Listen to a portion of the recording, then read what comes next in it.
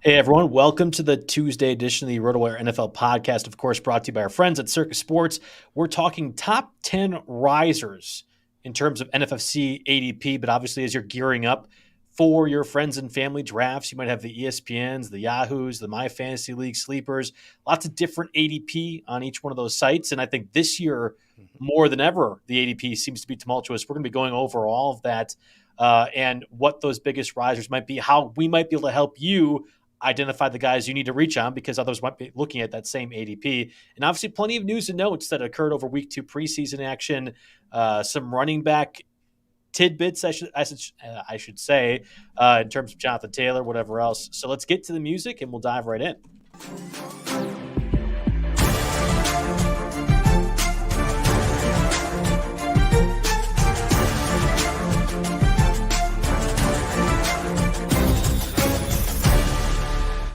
Again, welcome everyone to this edition of the RotoWire NFL podcast brought to you by Circa Sports. I'm Joe Bartlett. You can follow me on Twitter at JB Fantasy Sports. As always, alongside me every Tuesday, Jake Letarski. You can follow him at RotoJake on the X if you want to call it that.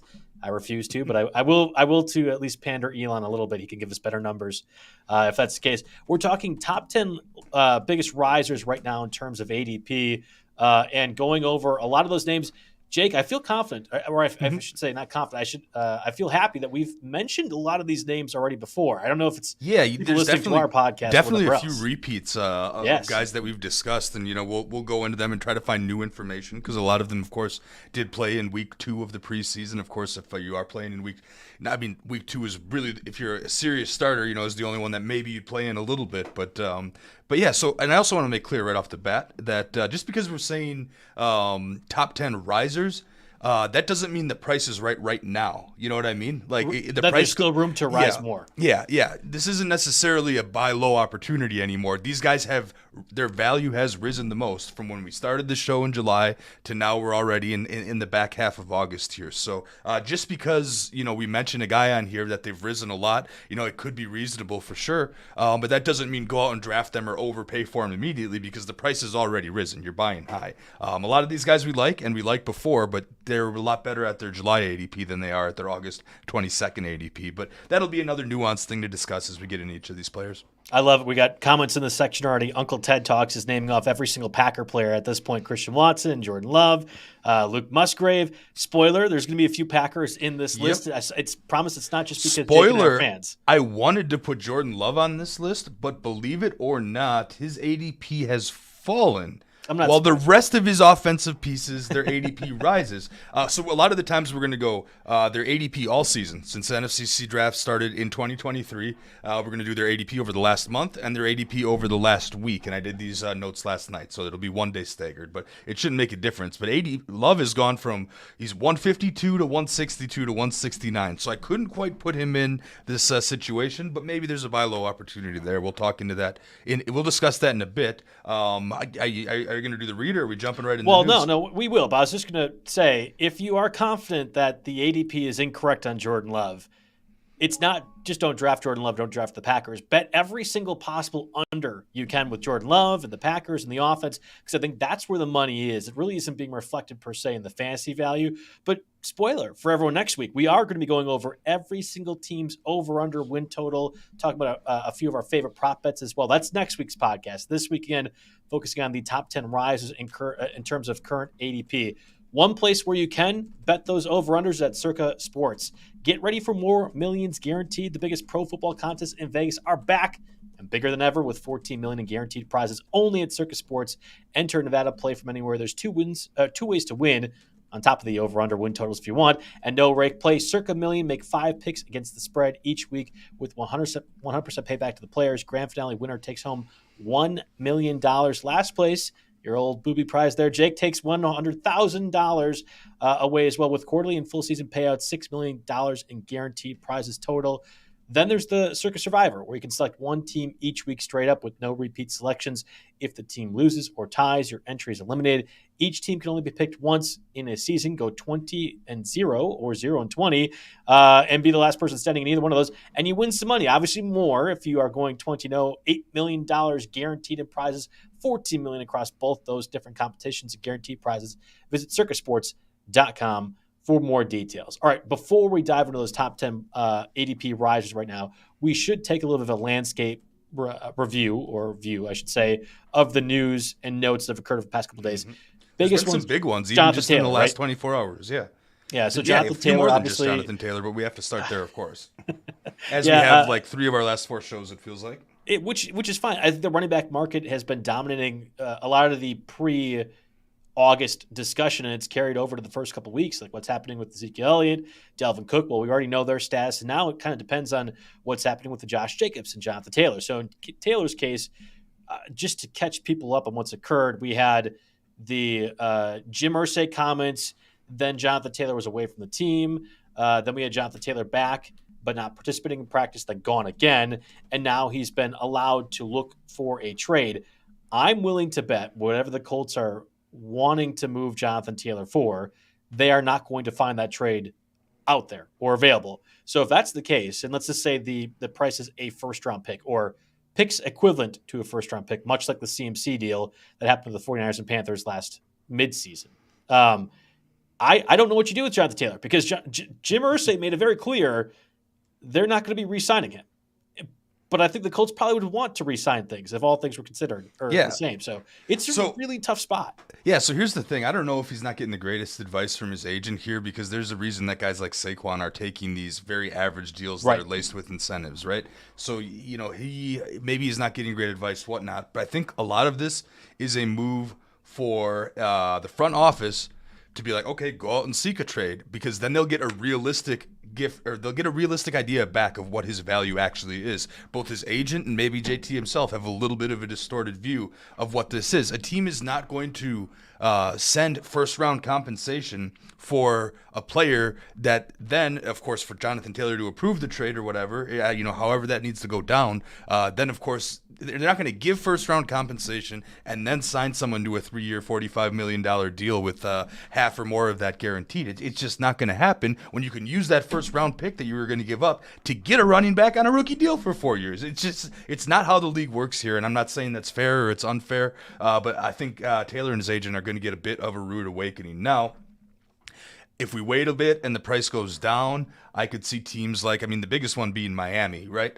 Give up maybe a second and a fourth and one of their current backs to Jonathan or to the Colts. That seems to be the most realistic fit, right? But the price, of course, is going to have to go down from what Indy wants. Looking around, I think I'll give you one. Yep. I had two written down. Dolphins, 2 more. The Dolphins is the one that is getting reported, but I don't think that's the most attractive. The Chiefs one, obviously, we had traction last week. It's more or less the first pick in the third round with if you're saying here you got to send a second round pick, well that doesn't have nearly as much value as even the Dolphins one, even though they're projected to be high. Yep, that's fair. What about the Bears? I like with Fields on a rookie contract, it's the same concept with Anthony Richardson. You want Jonathan Taylor around to see what you have in A. Rich. I feel like you want that with Justin Fields too, and we've seen the Bears be willing to send second-round picks to possibly improve that spot. Claypool last year, for example. Let's say 2 second-round picks and Roschon Johnson or Khalil Herbert. Maybe Herbert might be more interesting for the Colts, who could then re-sign him to a bit more smaller of a deal if he ends up proving to be a valuable guy. I think 2 seconds and Khalil Herbert is really interesting for Jonathan Taylor, for the Bears, and for the Colts. That might be one of the very few win-win-win scenarios that is in the NFL currently. Yeah, that's an under-the-radar situation. I don't know if the Bears and their front offices are ready to immediately turn around and make that win-now leap. I was actually thinking of another NFC North team, and that is the Minnesota Vikings here. Are you telling me they're really ready to go into the season with Alexander Mattison as their workhorse bell cow back? I don't quite think so. The Vikings are a team that their window, if it even exists, it's closing pretty quickly. You only have a limited amount of years of useful Kirk Cousins left, and even what you're getting is arguably useful Kirk Cousins. But statistically, he's productive, and he's won enough games to keep them in the hunt. I guess we could say here, could a good running back get them go over the hump there? Possible, but I'm not sure Minnesota would mortgage its future like that. But also maybe. You make your push now. You put your chips in while you can. And the other one I wrote down was, of course, the Dallas Cowboys. Right? They're another team where Tony Pollard is awesome. He obviously his second round ADP could absolutely be wrecked by a move to the Dallas Cowboys, but they're a team that looks like they want to be pushing the chips in as well pretty soon. And Who knows? They got Zeke off the books. Might as well just put another expensive running back right on there. That they're willing to pay running backs at the very least. So, we'll see how that goes. So Minnesota and Dallas were the two other ones I had besides the obvious Miami one. Now, what do we do about Jonathan Taylor here? He's 26 in ADP over the last week, so he's a third-round pick as it stands. Assuming he can find a trade, he's going into a place days before week 1, has to learn an entire new scheme and playbook, so I imagine he's a little bit behind. Possibly injured as well. Possibly injured on top of that. So, what does this mean? I mean, I've been very clear on my status of I'm not touching him based on I already have too much exposure from early draft season to begin with. He was one of those, of course, buy low guys that I thought, could be great for a bounce back season. Then obviously the whole saga unfolded. So I'm personally probably not touching him. It would have to be like a 5th round pick for me to consider it at this point. To get any more in my portfolio, it would have to be a 5th round pick for me. He does not listen to bad news, is one of our listeners. I like that name. This feels like bad news in the Jonathan Taylor case. Says he'll stay in Indianapolis. I agree with that user as well, too. If you assume the Colts are going to wait and get the compensation they believe is worth it for Jonathan Taylor, maybe you don't. I mean, that's part of this conversation. I mean, if you assume they're going to wait, then he's not going to be a Colt, right? Yeah. It's just not going to come. Well, no. So I think he will, because they have 2 years of him under contract, more or less. Again, this rookie year, and then the franchise tag, which I think is a paltry price to pay for Jonathan Taylor at peak value. So you have 2 years to sit on this, and you could wait for a team that maybe has a couple of injuries like the Cowboys or whatever else, teams that have Super Bowl aspirations, which is a lot in the AFC, not so much in the NFC, to pay that price. And if they don't, whatever. Again, 2 years of Jonathan Taylor.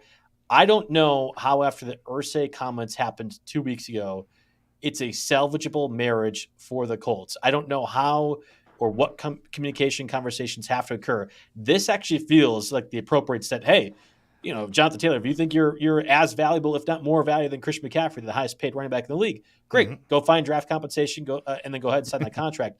The Colts are betting on the market saying they can't.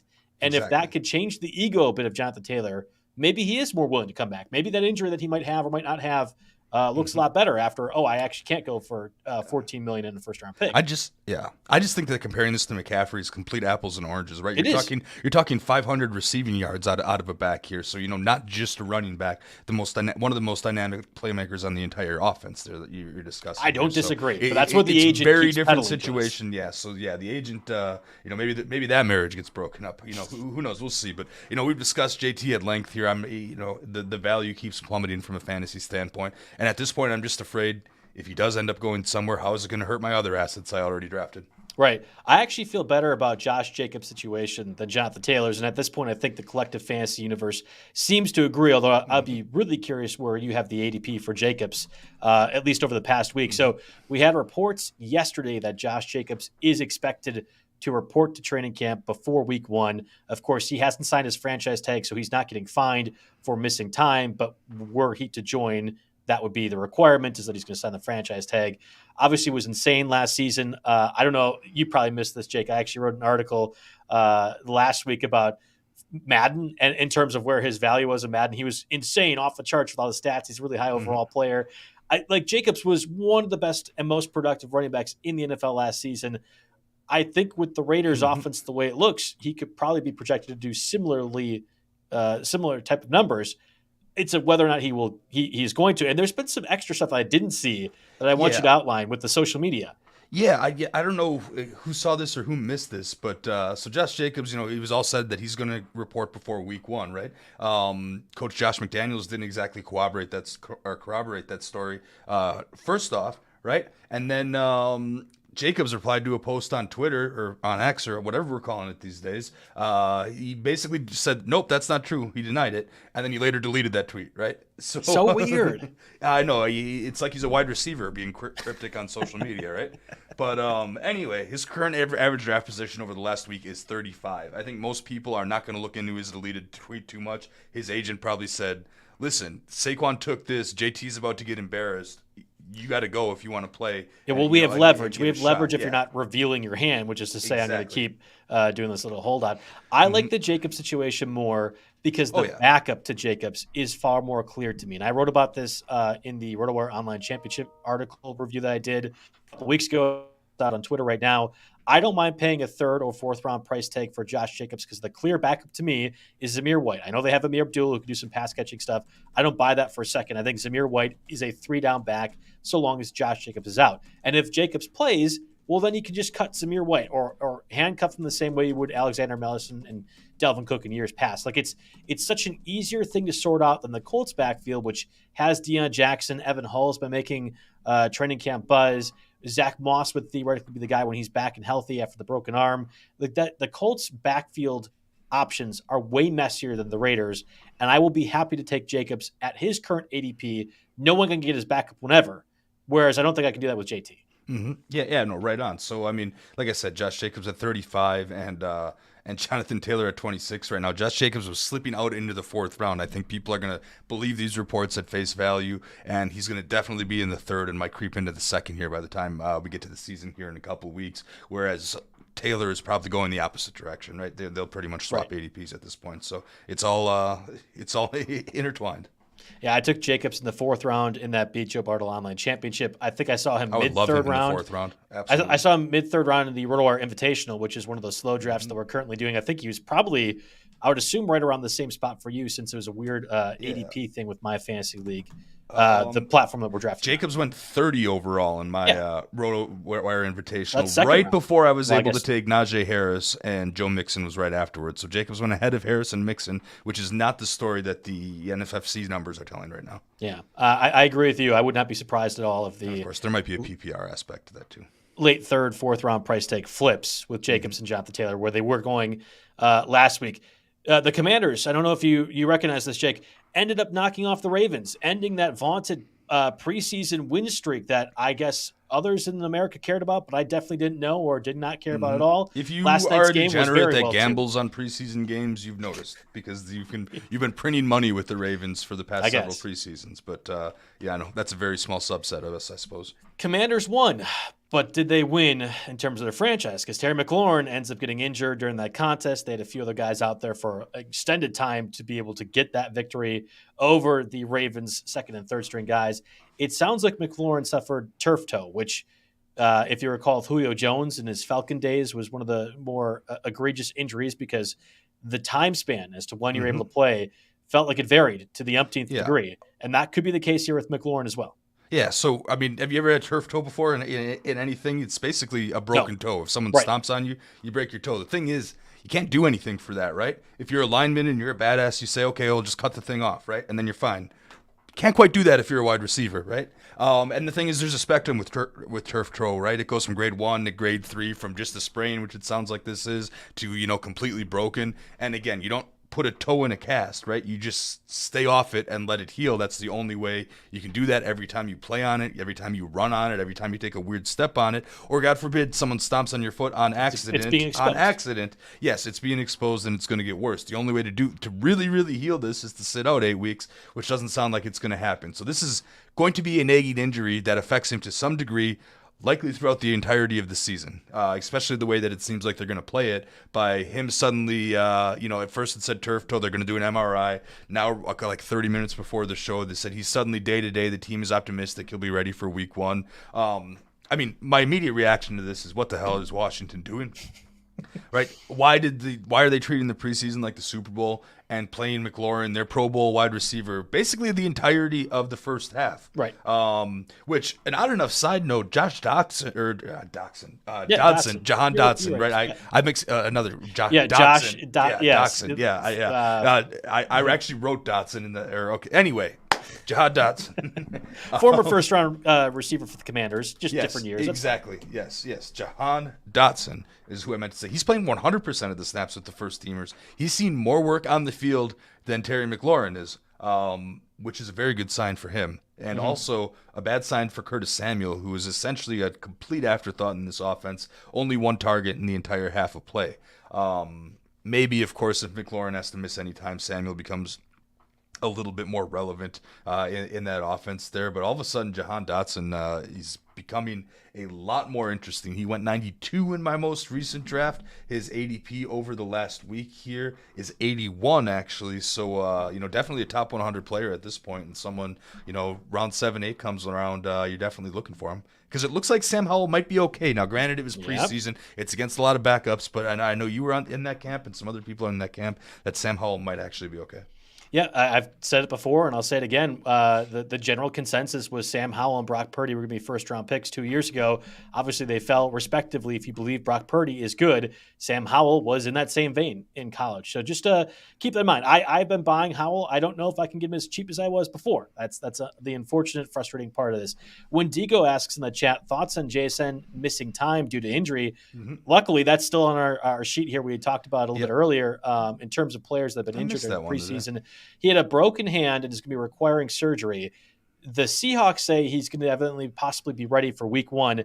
I'm really annoyed, and this is also with McLaurin as well too, Jake. Overarching thing, it feels like every single player that's been possibly hurt is going to be ready for week 1. Don't worry about it. It's going to be fine. Kadarius Toney, surgery in his knee. Yeah, he's good to go. You got Joe Burrow and all his stuff. Yep, no problem. Week 1, fine, set for it. Terry McLaurin injured yesterday. JSN injured Saturday or Sunday, whatever it was. Yeah, they'll be fine. We are not this stupid, NFL team. Stop insulting our intelligence as consumers of your sport. If you're injured 2 weeks and having surgery, unless it's the appendectomy, and even then, I knew last year with Joe Burrow he was not going to be ready to start the season. You are not good to go. Surgery is not this lighty-dighty thing. Like, stop it. This is ridiculous. Yeah. There's a lot of that going around here. So I don't have much JSN, right? But assuming he misses early on, I mean that just helps both Metcalf and Lockett, right? I mean I've been way more ready to take Lockett a couple spots ahead of ADP just for the safety net than take a complete unknown with a below average quarterback. You know what I mean? We know that Lockett and Metcalf can produce with Geno Smith. We don't know that the third option, who's a rookie, can.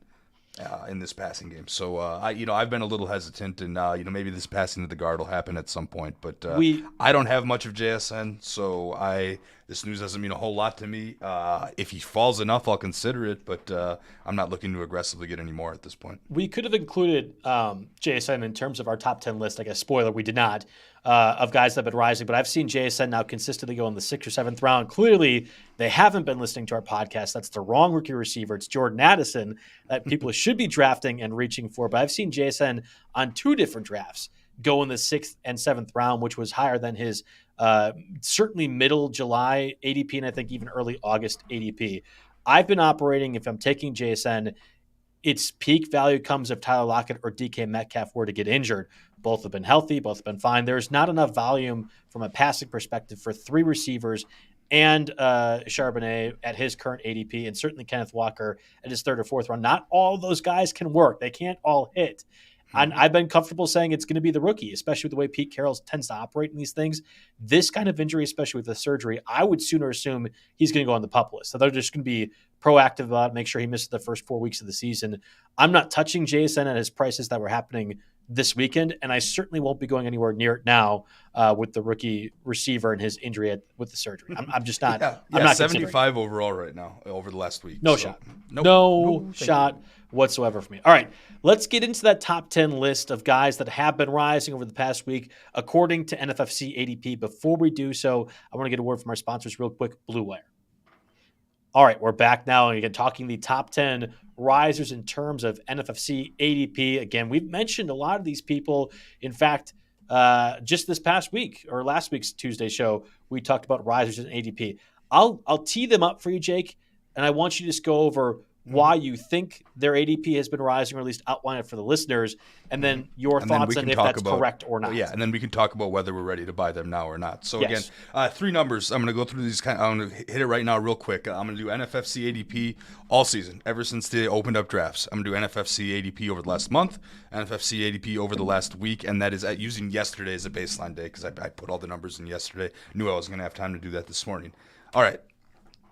So those are the numbers I'm going to use. Are you going to cue me up for number 10? Okay, so we got a pair of Dolphin running backs, and it's not including A-Chain, who got injured, is now listed as week to week during his preseason outing.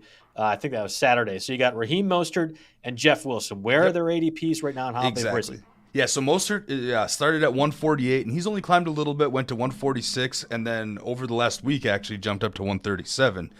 Jeff Wilson, 156, went down to 157, then up to 152. So he's kind of been in the same range here. So that's why they're only down at 10 in the risers here. A-Chain has a shoulder injury. He's week to week. Not to mention that all the preseason usage and snap distribution suggests that Mostert and Wilson are top of that depth chart. And that A-Chain is down and has to work his way up, and now he has the injury.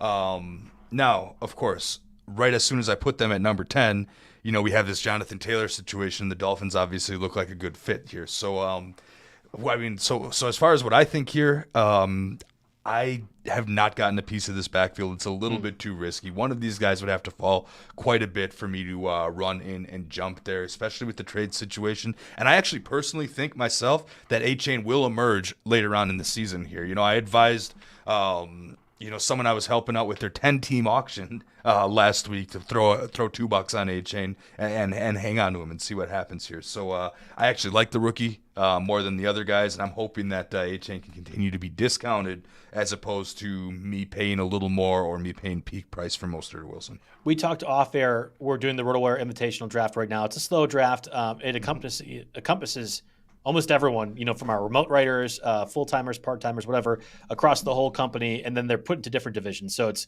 essentially like 6 or 7 divisions, 12 teams, and you have the finals play against each other. That's not important. But in that draft, Jake, or in your version, you're doing a hero running back strategy. So you're grabbing one early, which was, I think, Najee Harris in the 3rd round, and then you're punting on it. So even in that scenario, when you're going hero running back, taking just one at the top and then a smattering of guys later on, you wouldn't consider either one of these Dolphins guys? Yeah, well, okay, so I'm getting to the point in the draft where I might actually. A-Chain went at 106, right? And then Mostert went at 123, so well above ADP here. I might go ahead and grab Jeff Wilson with my next pick. I'm just kind of looking at where I'm at. I'm hitting 151 next, which is right around ADP. I'm going to actually wait till 162. That's where I grab Jeff Wilson just to see. Because in that case, I already did take a run of, Jamal Williams, Samaje Perine, those types of guys that, just need a break or two to go right in that scenario. And then, of course, I pivoted and stopped doing the quantity over quantity so I could go ahead and grab David Njoku and Romeo Doubs. So I'm just living with my RB2 that's going to be bad this year, So maybe we'll find one on the wire. This boils down to a philosophical question in my mind. I don't mind Raheem Mostert. I don't mind Jeff Wilson. I actually think Jeff Wilson, if you're saying who gets the most snaps this year over with A-Chain included, I think it's Jeff Wilson. But I want a guy that, if things were to work out, is the number one. So, Roschon Johnson's been mentioned a number of times by Uncle Ted Talks. I'm not buying that same thing, but it's that concept, right? We've mentioned Jerome Ford. I want Jerome Ford. Chase Brown, again, if Joe Mixon were to get injured, he's past the lawsuit stuff or allegations. But if he were to get injured, it's those types of players that fall into the obvious 3-down facet where if that injury were to happen, they are number one priority. We're saying spend 80% of your budget on them. That's the guys I'm drafting in those selections because I want the high upside. And the best part is if it doesn't work out or if I don't feel like we're trending that, I can just cut them.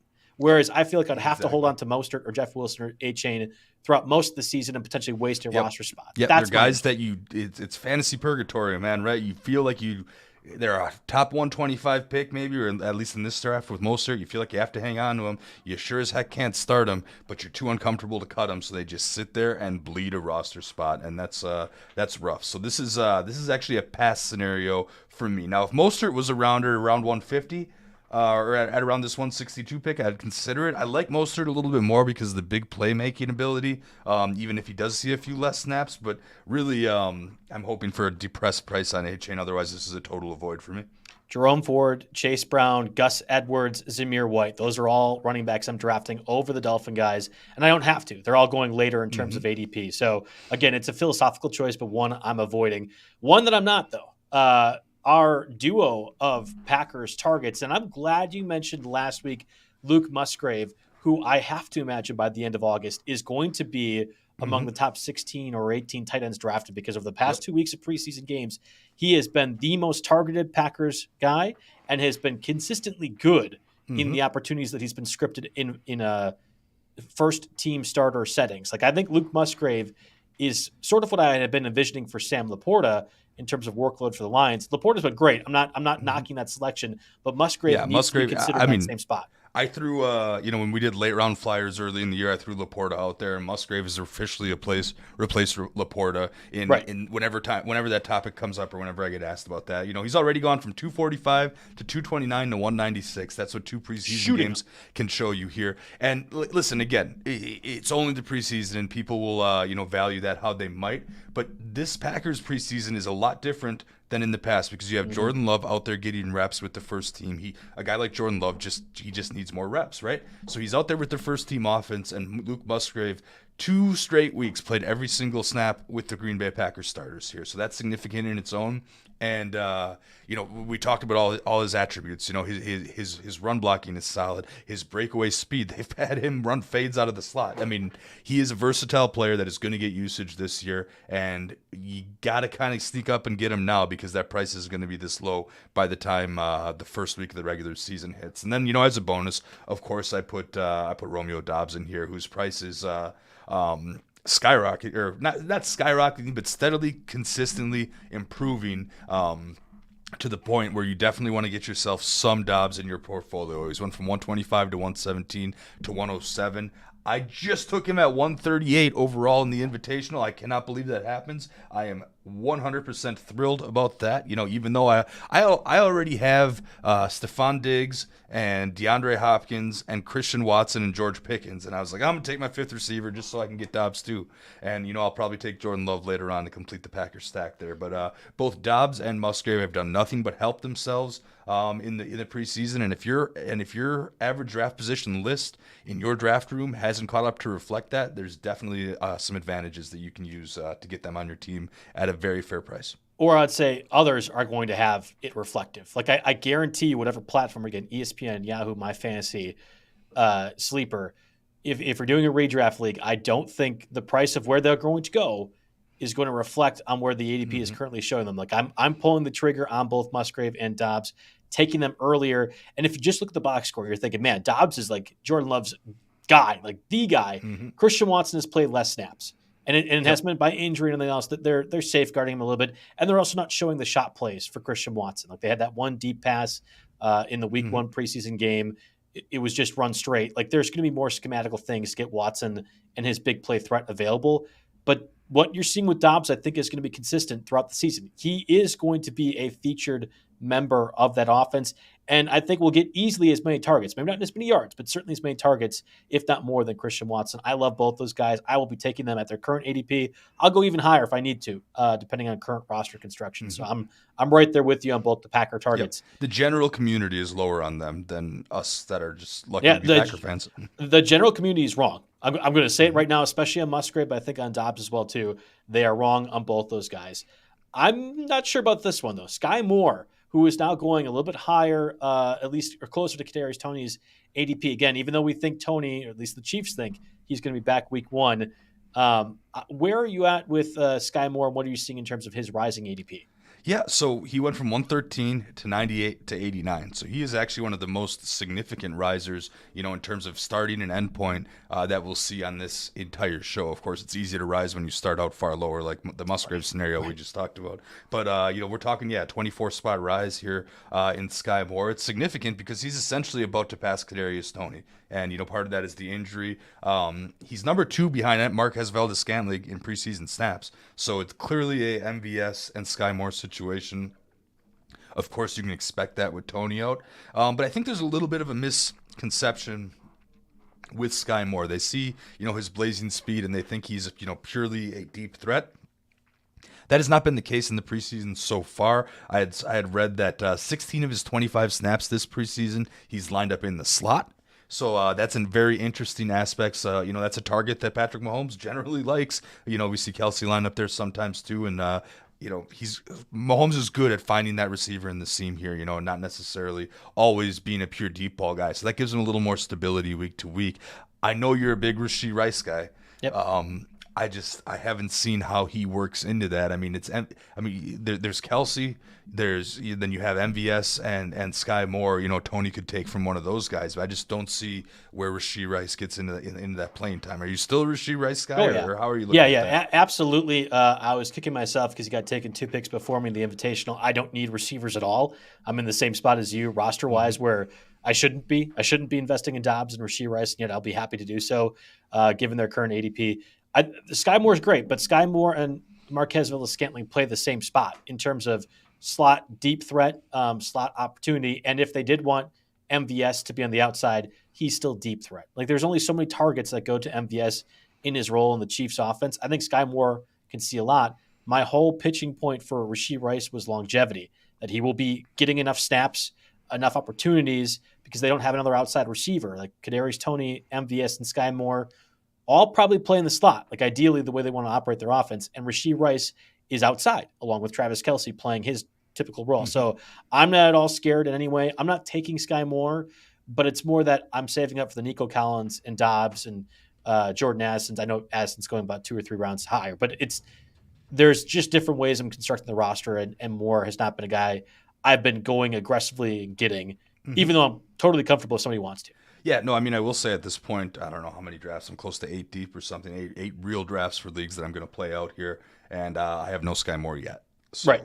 I guess that really, should tell me that, should tell you guys everything you need to know there. I haven't made him a priority yet. He's one of those guys that I'll have minimal exposure to. Just on the whole, with the, I've talked about Kadarius Toney being way overdrafted, and his ADP has since fallen. Right. So we had a comment in here. I forget, the comments came in so fast that we passed it already. But the Chiefs wide receivers are just kind of a mess here, and there would need to be a pretty significant downgrade for me to jump there.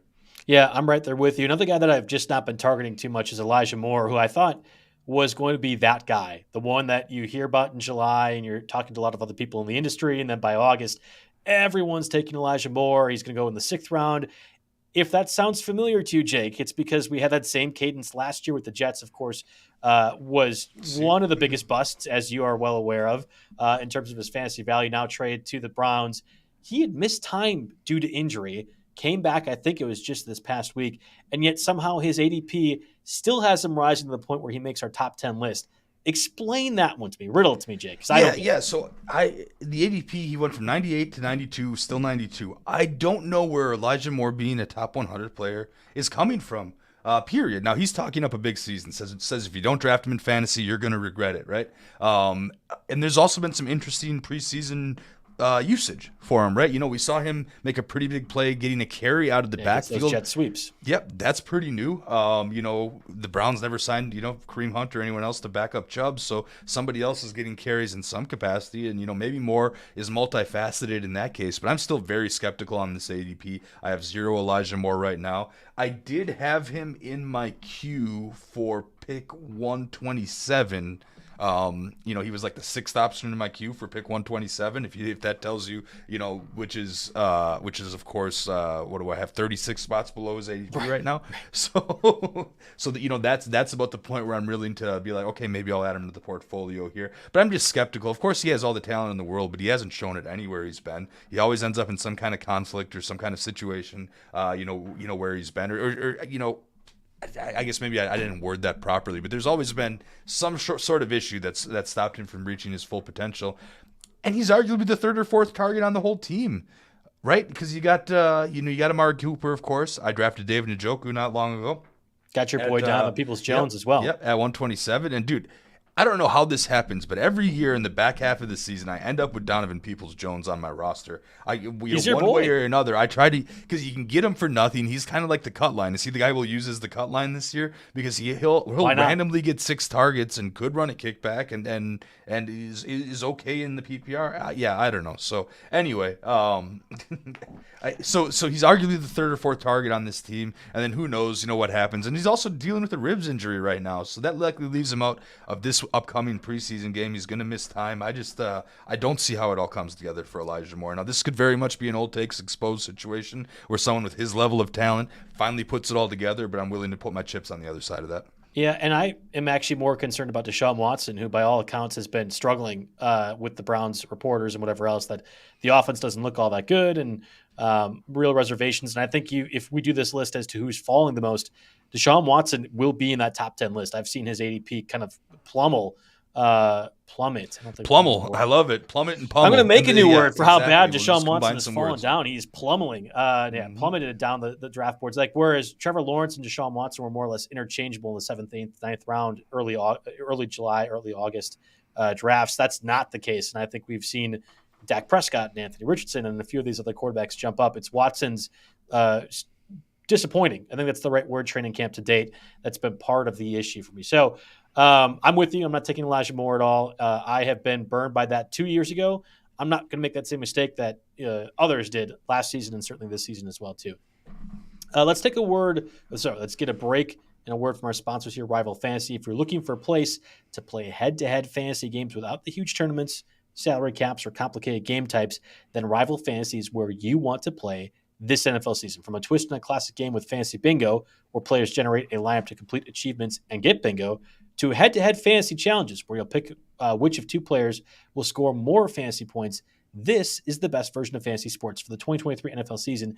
Rival Fantasy is offering new users a 200% deposit bonus plus a $25 first play voucher. Rival Fantasy is so confident you'll love the experience they're giving you money to play out of the gate. Experience the future of fantasy sports on Rival Fantasy and become a rival today. So we've talked about the top 10, or at least start of it. Mm-hmm. Again, the duo of the Dolphins running backs, Raheem Mostert, Jeff Wilson, the duo of Packers pass catchers, Romeo Doubs, Luke Musgrave, Skyy Moore, and Elijah Moore, in terms of 10 through 6 of our ADP risers.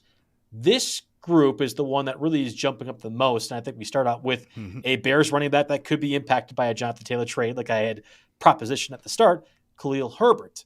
Where was his ADP and what are we looking at now? Yeah, so he's went from 100 and then fell a little bit to 102 over the last month, back up to 90 over the last week. And I think the reason for that is he's established himself as an absolute starter in the preseason. And this is one that I actually like. I put my money where my mouth is. I just took him at 90 overall in the Invitational. I took him ahead of Charbonnet, Brian Robinson, A.J. Dillon, and Tank Bigsby. I wanted to get a starting running back instead of gambling a little bit on carries. Now, obviously, if your fantasy scenario plays out and he ends up a Bear, I'm toast there. But let's see. I mean, he looks like he's locked in a starter to me. He sat out the entire preseason week 2 while his backups played healthy. He is the guy. I'm not worried about Deontay Foreman. And then, of course, in week 1 of the preseason, he took kind of a swing pass to the house in beautiful fashion, showing not only the ability to run in open space, but when the tacklers started to close in on him inside the 10, he showed a way to finish and make sure he scored in the end zone. I think there's a lot to like with Khalil Herbert, and I think he's poised for a career year, and he has the opportunity to do that. I do not think the Bears will add another piece, so I'm confident enough about that to go ahead. And so he's up to 90 overall, and I think that's a fair price. I just took him there, and I'll continue to do so. Yeah, and this goes back to the philosophical point that I made with the Dolphins guys. Like I'm not drafting Jeff Mostert and Raheem Wilson. Can we make them Jeff Mostert? Because can there used to be Jeff one Mostert and Raheem running Wilson? Back? Yes. What's that? Jeff What's Wilson the old Patriots? Ben Jarvis, Greenwood, Ellis had, right? Well, Ben Jarvis, Green Ellis was one player. Yep. And Danny Woodhead. It was Ben Jarvis, Greenwood, Ellis had, right? If you could just have them for one in fantasy. That's things. That's too far of a deep cut. Let's keep moving. Jeff Mostert's perfect. Bill Simmons made that up. Yeah, Jeff Mostert. Anyway. Jeff Mostert's perfect. But the difference is I think Khalil Herbert is going to be the starter. I'm not convinced Deonta Foreman and Roschon Johnson cut into the workload to a point where it's like a split. Even a 60-40 one in favor of Herbert means Herbert's getting a lot of the carries that Justin Fields and that read option in the Bears offense presents, but also that he'd be operating a little bit more in the explosive opportunities, kind of like Tony Pollard, Zeke split last year. Like I really think Khalil Herbert fits into that category. I think he's a really good player too. And I'm not certain about Deonta Foreman, and we haven't seen it with Roschon Johnson. There's a lot of talk, especially from Uncle Ted Talks here. I think he says it every other message at this point, Roschon Johnson. He's not the only one. A lot of other people in the fantasy industry are mentioning Roschon Johnson, and a lot of smart people are too. So I'm not discounting that possibility, but we haven't seen it. And I have seen it with Khalil Herbert, especially when Montgomery missed time last season. Like I think he's really good. I like his ADP. I'm not sure I'm drafting him per se, but I'm comfortable if I want to go that direction. Where do you take him relative to Charbonnet, Brian Robinson, A.J. Dillon, and Charbonnet first? Yep. Charbonnet first, then Herbert, then probably AJ Dillon, and then take Bigsby. I'm not even considering the other guys. Yeah.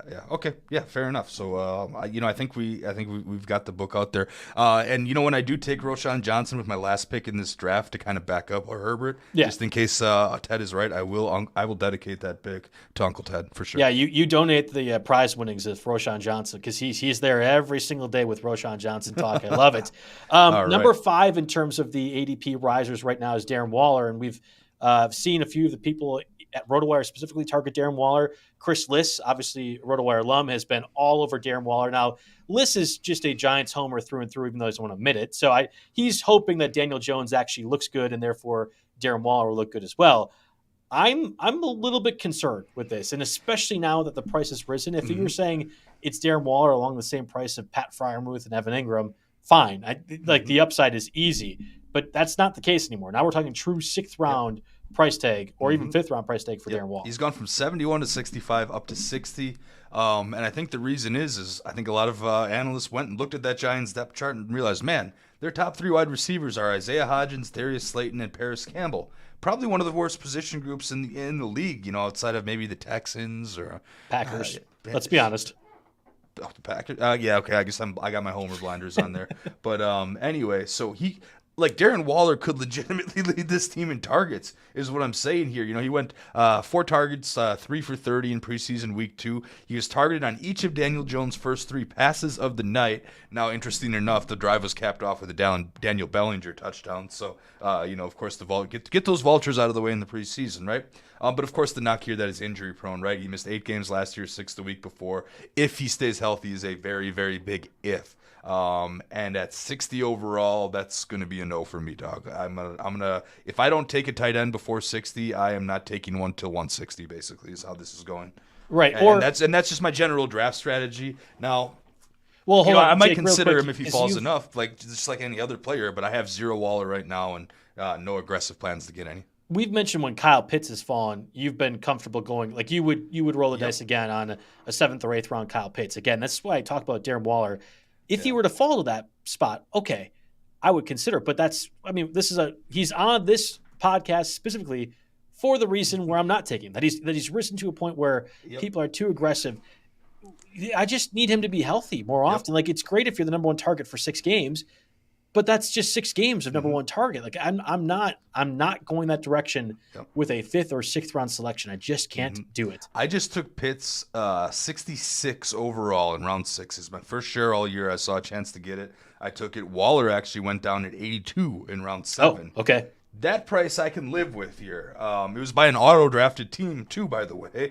There's always one in some of these slow drafts when you go to the whole company. So nobody in my draft wanted to touch Darren Waller. Now, I think that was a big enough slip, where maybe there was some value there. But, again, I think that Kyle Pitts is more likely to stay healthy, and the ceiling is far higher.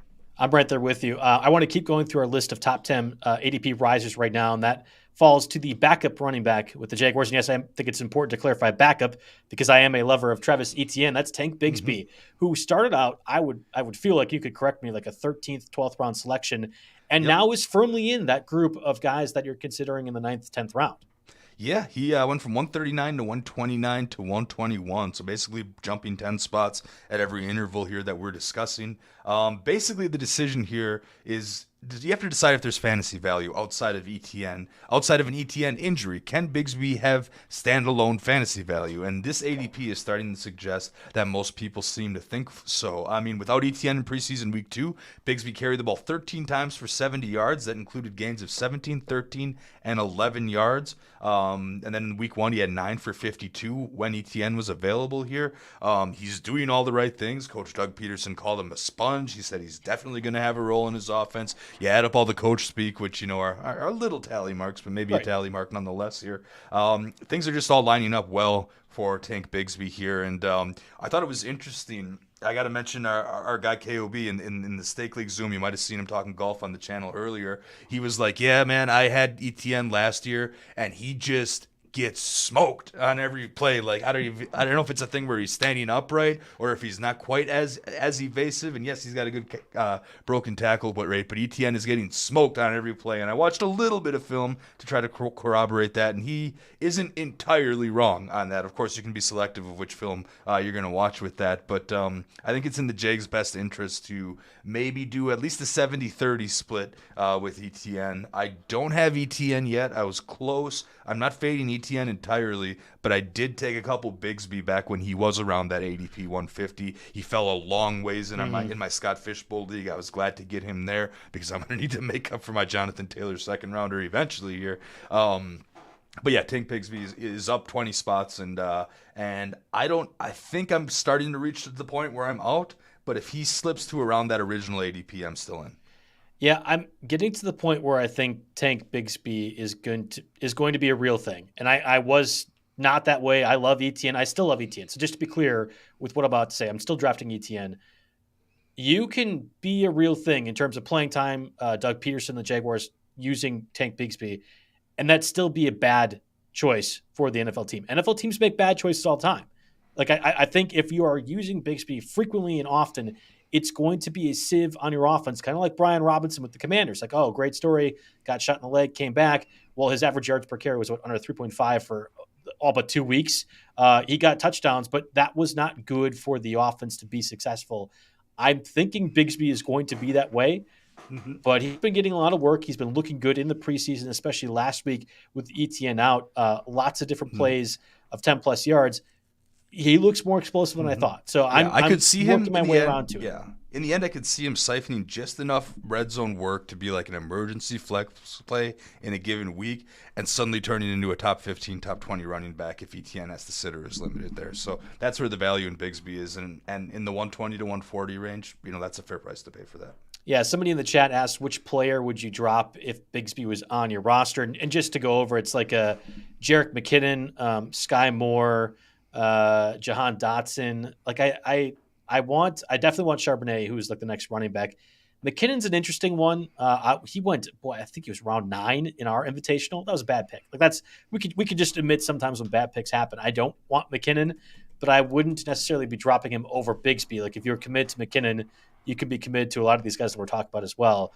I would sooner land Bigsby because the potential, if ETN were to come out, is a 3-down back for the Jaguars, whereas McKinnon will never be in that spot. But McKinnon's going to get more work throughout the year. So it's a 1-2 punch that I'm not sure I quite have the answer for on that. Do you lean a certain way? Or I can post the question in the chat too so you can actually see it. Bigsby went about I missed that. Okay, there you go. I ended up. That's the roster. Right. So this is in reference to who would you drop for a Bigsby? Or even like a Deuce Vaughn, who wasn't in this list, and I wouldn't like we're saying we could make a waiver wire move today if we wanted to. Yeah. Who would you be cutting of this? It's maybe Jahan Dotson, but the playing time that he got. No, I'm not cutting. And especially with McLaurin injured. I'm cutting the kicker and picking a different one up. Okay, well that's a different I'm cutting scenario. the kicker, waiting for somebody to get hurt, or there's for some reason one of those other guys to be droppable. And then if it doesn't happen, probably like you said, let McKinnon go. Yeah, in a 10-team league, it might be a little bit more tricky to pull off a Tank Bigsby roster spot, but something to consider, and certainly we're going to be talking about it plenty. Before we get to those top 3 rides, it's going to word from our sponsor here, Fantasy Sports Knockout. Think you know fantasy? Well, prove it. Introducing Fantasy Sports Knockout. It's a fantasy league where every week's lineup matters all season long. Fantasy Sports Knockout is the only league where skills are tested and strategy pays off. Stop losing and start surviving. Learn more at survive.fantasysportsknockout.com/RotoWire. All right, top 3 ADP risers. I think one shouldn't be a surprise, especially with how often we've talked about it. But at number 3 is James Cook, your starting running back, it seems like, for the Bills. Yes, and that's definitely seemed to be the case, and he's proven it, and the ADP is reflecting that, going from 78 to 72 to 62, which is a pretty significant increase at this range of the draft right here. We're talking about a 5th-round pick to a 7th-round pick necessarily, and really it's just indicating that he's been pulling away from Damian Harris. He's been dealing with knee soreness all preseason, and of course, what's the appeal here? The Bills might be the best offense in the entire National Football League. They're definitely a top 5 offense in the league here. You want the starting running back there, right? Simple enough. So he's somebody that you want to go to. And in the preseason, again, again, preseason, but you can kind of scope out and map out usage sometime in preseason, not necessarily focusing on the results or the stat lines, but just, who's on the field with who. And what this is telling us is that he played 87% of the snaps with the Buffalo starters last week, and he also saw the majority of red zone work. Latavius Murray was available. Latavius Murray wasn't used at all. So maybe Damian Harris gets healthy and cuts into that a little bit, but it looks like we have a clear starter in James Cook. I always liked him in the tier he was in. He's getting priced to be a little high, but I actually would say he's priced at what his true value is at this point in time. Right now the tier is looking like Rachaad White, James Conner, Cam Akers, and James Cook, and I'm starting to think that James Cook might be the top of that list of 4 guys. And is Miles Sanders below that line or above it? Yeah, the injury and just the general terribleness of Carolina has put Miles Sanders below that line. Let me take it. Yeah, and I think I'd rather have Miles Sanders. What I really don't want to have to do is draft one of these to be my running back 2. Maybe Connor or Sanders is my running back 3. That's okay. But I think everyone's wrong on the James Cook thing, especially the Bills. Like, if James Cook is going to be your starting running back, the Bills are going to have a worse offense. It's again, they can get the playing time and they get all the snaps. They're playing over Latavius Murray, Damian Harris. You can be wrong. Like, the NFL team can be wrong in utilizing a player like James Cook in that facet. I think they will be. I don't know if it produces enough on a fantasy level to make do as a 5th or 6th round pick. Mm-hmm. That's where I'm at with James Cook. Yeah. I mean, he's up to 62, but again, he just went at 75 in my last draft. I'm thrilled to get him at 75. 62 gets to be a little bit dicier. Yeah. Alvin Kamara also jumps into our list in terms of ADP risers of the past couple weeks, and obviously this is due to the suspension, only missing 3 games. You drafted Jamal Williams. Are you hoping Jamal Williams is going to play the whole duration with Kamara gone, or do you think Jamal Williams is factoring in with Kamara? Because I think Kendre Miller, who's been okay during the preseason as a 3rd-round pick, also gets playing time, and that makes me a little bit more concerned. Yeah, interesting. So I drafted Jamal Williams because, 1, it was below ADP, right? So there was value there to be had. 2, it was because I needed running backs, and he was the best of a bad situation in a bad tier at the time.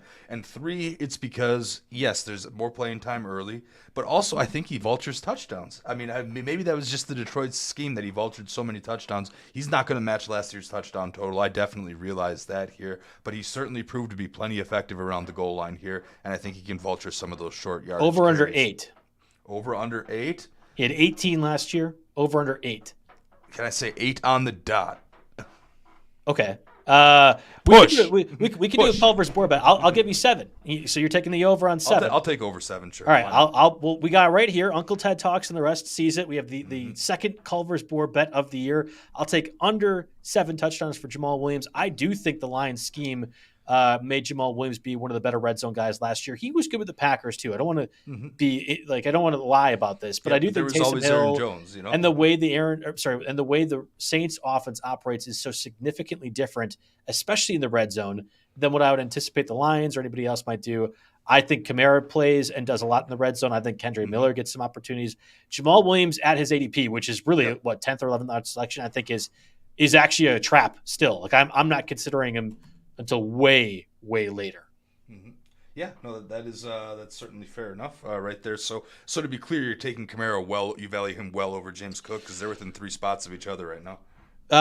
No, I don't want Kamara either. I think that's wrong. I was getting Kamara during our Vegas draft and the Vegas Superflex against mid-July in the 10th or 11th round. I like Kamara's price much more there. And if I have to take a running back of the Saints, it's Kamara. But I don't like him at that price tag either. I think the ADP is also wrong with Alvin Kamara, even with that 3-game suspension. So no, I can see that for sure.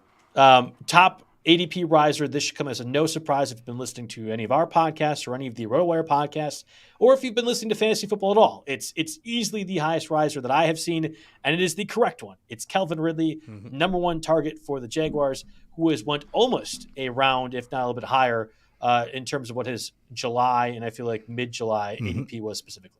Yeah, so using the same metrics, went from 41 to 32 all the way up to 27. That's NFFC. If you look at Underdog, I saw a tweet yesterday that he is officially a 2nd-round pick on Underdog right now here. So the rising is there. I believe that is appropriate. I will use a late 2nd-round pick on Calvin Ridley. I have no problem with that whatsoever. I think this offense is going to be great. I think he's going to be great. He's had a year off. There's no reason to, all the nicks and ailments that happen when you're an NFL player are no longer affecting Calvin Ridley. It's the same argument we've been telling you folks all year here. Overpay for Calvin Ridley. And hopefully, again, you're in a site where you're not using just the last week's ADP, you're using the whole set of their draft's ADP, and you can maybe sneak Calvin Ridley in the early to mid-third round. If you do that, you're drafting exactly right and have already won your draft by then. I agree. That's still, especially if you're working off a previous ADP, is one of the better values, I think, is Calvin Ridley is going to be fantastic. The Jaguars offense, I think, is going to be really good, certainly top 10 in the league, and you look at the schedule they're going to have this season, way more conducive than any other AFC team, given that they play the NFC South, get some NFC North games as well too in there. Yeah, I love the Jaguars offense. I love Calvin Ridley. I will be taking him in the second round if we have to. I don't want to pay that price, but if that's what we're doing, like I'm okay with that. If I took Justin Jefferson 1 or Christian McCaffrey 2, getting Calvin Ridley in that turn back. Yep, let's go for it. Over the last week, Devontae Smith, T. Higgins, even Chris Olave are ranked slightly higher in ADP. I like Ridley better than all of them. So just to put this in a player perspective here. Oh, that's cool. I like Olave more than Ridley, but otherwise, yep, I'm going with Ridley as well too. I must like Thomas too much. I'm crazy. Yes. Yeah, that's you're gonna make that mistake again with DeAndre Hopkins too. That's bad veterans. I'm ready. I'm ready to make those two mistakes. I'm ready to not let the last year poison me and start fresh with a fresh outlook. So that's fair enough. That can be a whole nother conversation. Yeah, well, I mean, we are which we've had several times. Right. I mean, we've been doing this for a solid month now here, filling a bunch of shows, and we're about to get into the bread and butter here. Yeah, I was going to say we have the over/under for every single team's win total next week's podcast. The week after, it's your pre-week 1 regular season for the NFL waiver wire talk, and then we are off and running for the rest of the season every Tuesday moving forward. We are talking best waiver wire pickups, guys, and how you're meant to organize your strategy in terms of waiver wire order or budget. I mean, this is going to be covered now for the rest of the season. So we are officially at the meat and potatoes of what we do. I'm excited for it. Excited to dive into that over-under win total like we have the past couple of years. Have been very successful. With as much as I've talked it up, I'm sure I'm going to jinx us. I feel like the NFL is far more tumultuous than we've had in past seasons. Not as easy, but Jake and I, we got you covered in terms of making money, hopefully for this regular season. So that's next week's podcast. Thanks everyone for listening. Hopefully you guys will tune in then as well too.